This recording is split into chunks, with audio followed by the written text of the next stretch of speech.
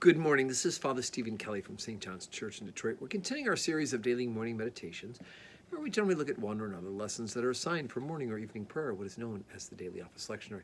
And I thought today we'd go ahead and take a look at the reading from the book Samuel. We've been working our way through 1 and 2 Samuel, all those great stories about Saul and Samuel, and of course now we are talking about David.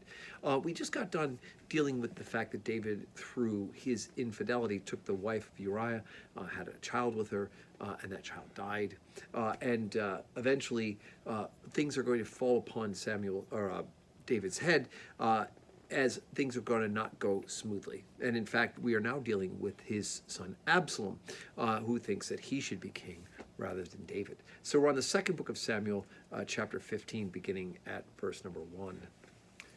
And it came to pass after this that Absalom prepared his chariots and horses and 50 men to run before him. And Absalom rose up early and stood beside the way of the gate. And it was so that when any man had a controversy, came to the king for judgment, then Absalom called unto him and said, Of what city art thou? And they said, Thy servant is one of the tribes of Israel. And Absalom said unto him, See, thy matters are good and right, but there is no man disputed of the king to hear thee. Absalom said moreover, Oh, that I were made a judge in the land, that every man which hath any suit or cause might come unto me, and I would do him justice. And it was so that when any man came nigh to him to do him obeisance, he put forth his hand and took him and kissed him. And on this matter did Absalom to all Israel that came for the king for judgment. So Absalom stole the hearts of the men of Israel. And it came to pass after 40 years that Absalom said unto the king, I pray thee, let me go and pay my vow, which I have vowed unto the Lord in Hebron. And thy servant vowed a vow that I abode at Geshur in Syria, saying, If the Lord shall bring me again indeed to Jerusalem, then I will serve the Lord. And the king said unto him, Go in peace. And so he arose and went to Hebron. And Absalom sent spies throughout all the tribes of Israel, saying, As soon as ye hear the sound of the trumpet, then ye shall say, Absalom reigneth in Hebron. And with Absalom went 200 men out of Jerusalem that were called, and they went in their simplicity, and they knew nothing of this thing. And when Absalom sent for Ahithophel, the Gileonite, David's counselor from his city, even from Giloah, while he offered sacrifices, and the conspiracy was strong, for the people increased continually with Absalom. And so we hear about this controversy. Absalom has been plotting now for 40 years to do in his dad.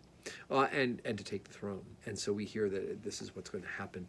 He's going to be proclaimed king by a group of people who are in open rebellion.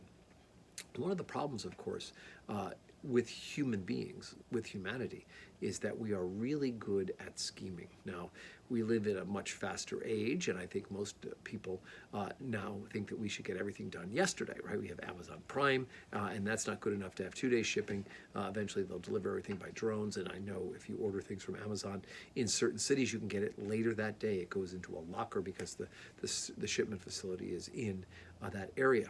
And so there's, the almost instant gratification.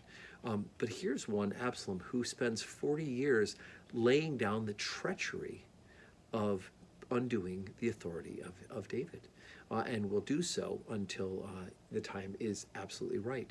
And so we do have to be very much aware of ourselves and of others, how we are setting patterns. I mean, 40 years for me would put me back at the age of 15.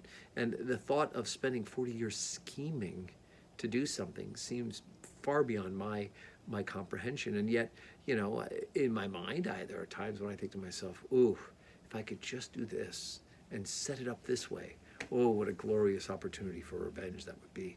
And usually God is very quick to strike me down and remind me that vengeance is his, not mine. Well, the same is true with us being aware that sometimes the work of the Lord will also take us a very long time, and that all along the way, the evil one, the devil, will do all sorts of things to try to throw up distractions, whether they be quick things that small little explosions here and there that would try to trip us up, or the long scheme, the long setup in order to undo the good that God is trying to do, that we're trying to do by God's grace, that he will try to unset it up by long-term treachery.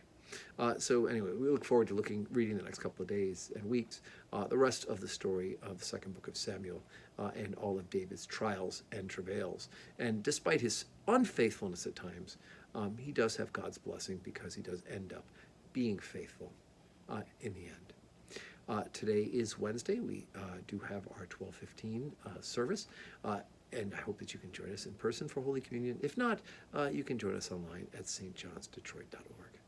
And I hope you have a Wednesday full of blessings.